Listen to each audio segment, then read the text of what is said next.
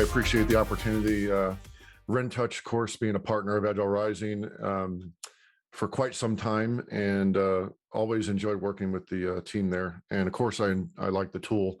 I have a slight bias towards that, which we'll talk about here today. So Silvio asked me, for a topic, and because of the RTE circle and the focus on the role of a release train engineer, I obviously focus my energy there. And I really want to kind of share 3 talking points today, all gathered around the concept of how an RTE applies lean thinking in the context of an agile release train. So I'm hoping that we can have a collaborative discussion today. I did not prepare PowerPoint slides intentionally.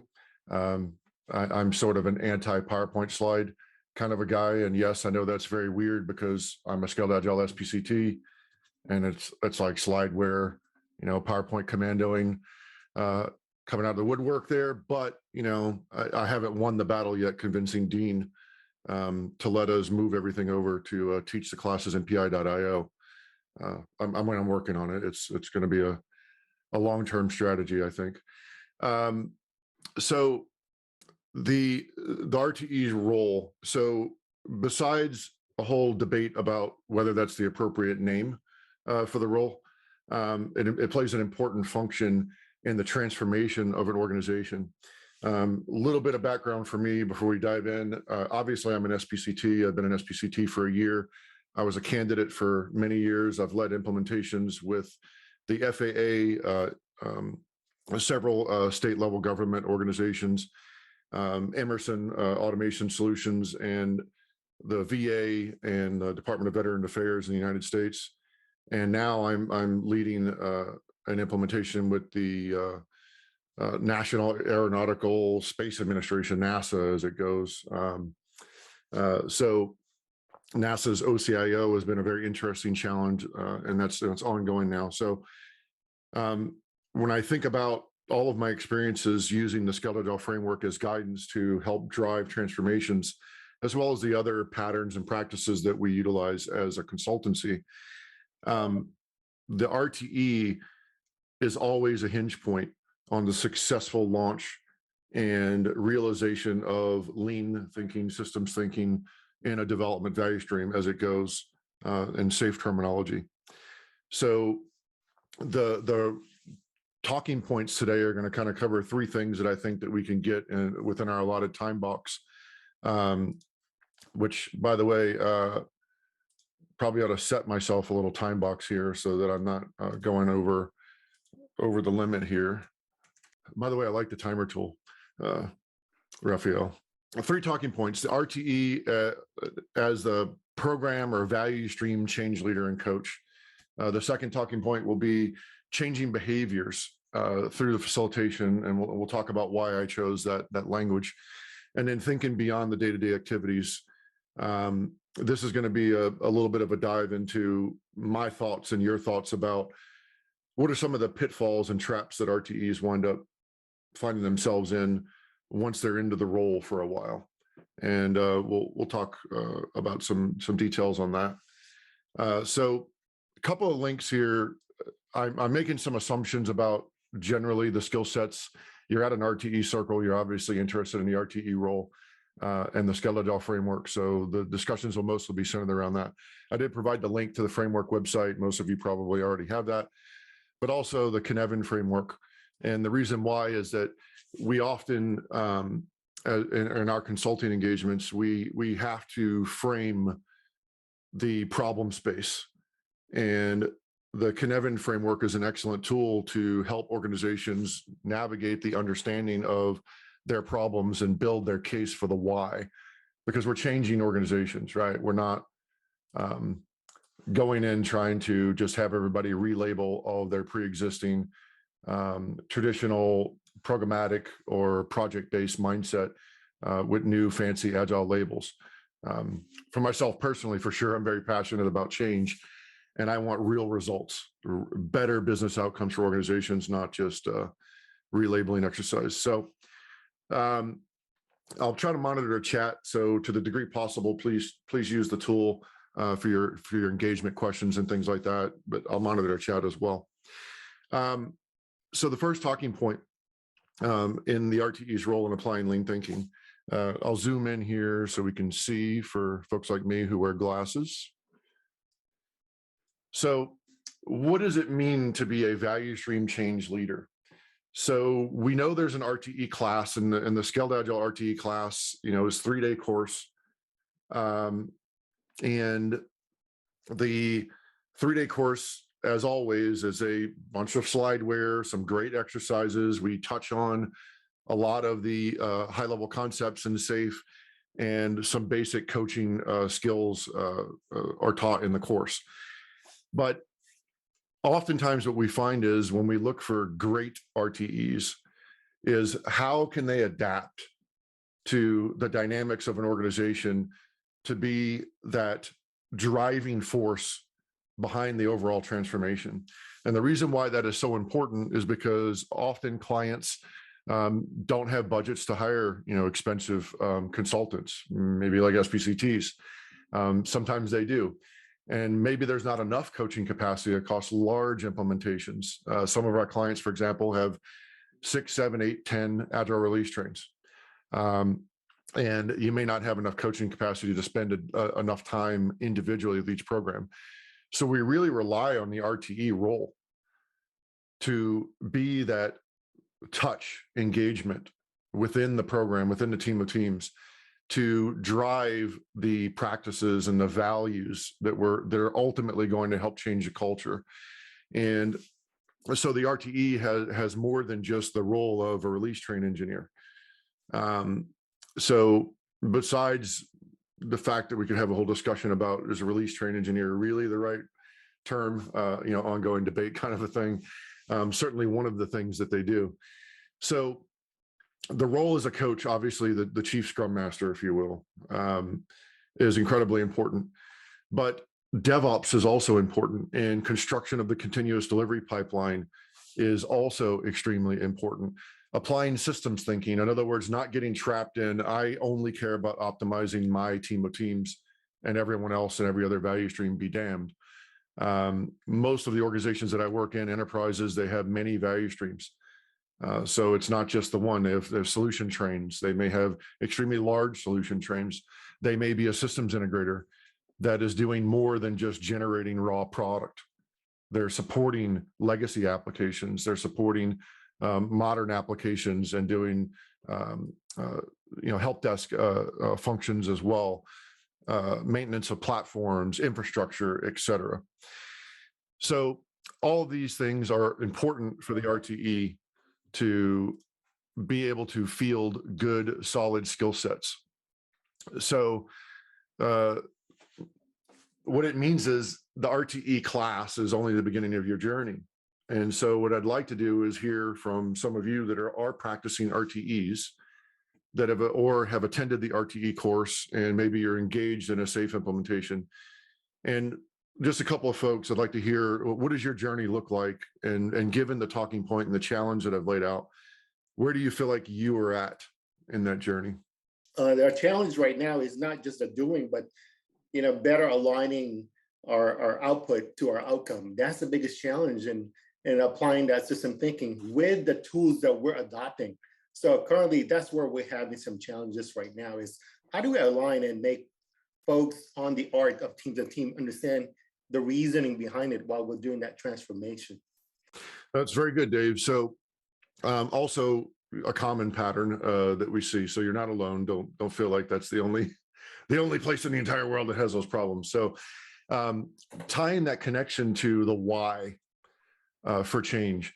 And, SAFe particularly recognizes, of course, in the Leading SAFe course, the whole point of that course, by the way, is to unpack the why with your leaders that are in that course. That is the target of that course. And then after unpacking the why, understanding why are we changing things and where are we going? What are our goals? Oftentimes it's a burning platform. Our competitors are kicking our butt, or our organization has lost 30% of our budget, in the federal space, for example. Profitability is down, market share is down, whatever the burning platform reason is. Notably, I can think back most of my clients have challenged as leaders, because I work with executives, of course, and most of the leaders are challenged with effectively communicating the why to the teams. Now, I also have another interesting case where, from an observer perspective, and a third party, because I'm a third party, I go in, I do my thing, and I'm out after 3 years usually. I've had a client that has an excellent leadership team who I believe has done a very, very good job at communicating the why. But the starting point for a transformation, in other words, the entry point for a transformation, becomes one of the potential impediments to your use case, Dave. Just because the leaders in the portfolio are excellent at communicating the why and creating the vision for change, what about the rest of the system around them? Right. So if I look at my various engagements, that's another pattern I think that is really affects RTE's ability to be successful in the long term, because you care about your systems thinking approach and your value stream. So what that winds up looking like for us as consultants is, where did we start? Did we start a transformation at the team level? Was it an interested manager who said, you know what, SAFE's pretty cool guidance, we should use that to enhance the agility of our teams? And we call that kind of a bottom-up approach. What winds up happening often, which has even happened even prior to SAFE, is that you wind up in a local optimization trap, right? Because you got passionate players in the game at the team level, but the middle management layer and the upper management layer doesn't really support the change or understand why they should make that investment. So coming back to the RTE's journey, I think it's pretty obvious. Many of you have said your SPCs, and we note that as well, that a lot of RTEs, they're in the RTE role and they say, oh, there's this SPC thing, so I'm going to go do the implementing SAFE course, which is good. It's developing skills. What I'd like to challenge you guys is what other skills do I need to really build my repertoire so that I have the ability to be a great RTE and very effective at optimization of not just my value stream, but the value streams upstream and downstream and parallel to where you're actually working as an RTE in a role. So what this means is that, yes, there probably are SPCs in the LACE, for example. There's other, agile coaches that are supporting and you're on the RT role. Your role is important because you're part of the leadership team of the art, and developing the coaching skills and really applying the lean agile mindset become extremely important. So I'm hoping that some folks can share. I've been an RTE, and the next thing I want to point out on this talking point and have a conversation about is developing the continuous delivery pipeline. That is basically the mechanism by which we apply lean thinking from an RTE perspective. Because the DevOps course literally dives into all the great, minutia of lean thinking that we all know and love from our Lean Six Sigma days, if you will, right?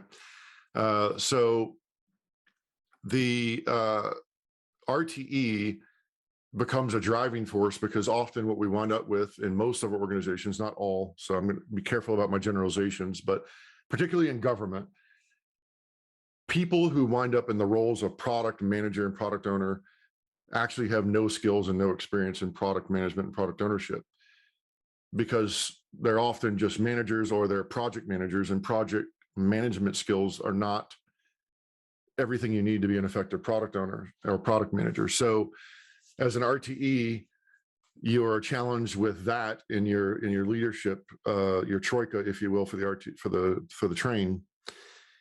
And then of course you have an architect involved, which we usually just ignore the architects, right? We forget to invite them and all the other stuff. So that was funny.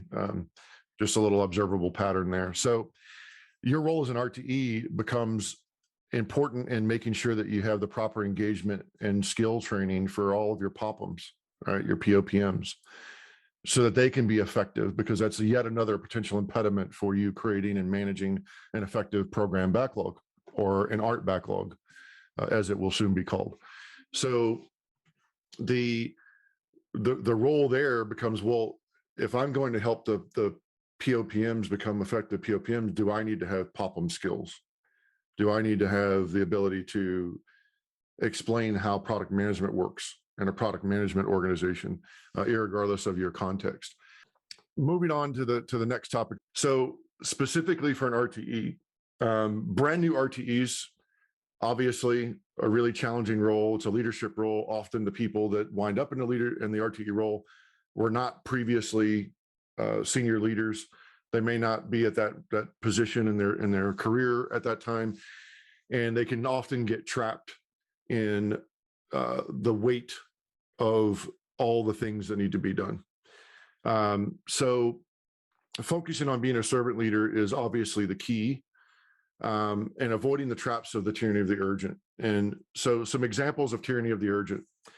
As an RTE, you feel like you need to attend every single team's Scrum events or Kanban events if they've converted, right? So another tyranny is in a pattern that I see where RTEs focus on doing too much to help the teams instead of relying on the Scrum Masters. And what this effect has is that they lose their programmatic focus, right?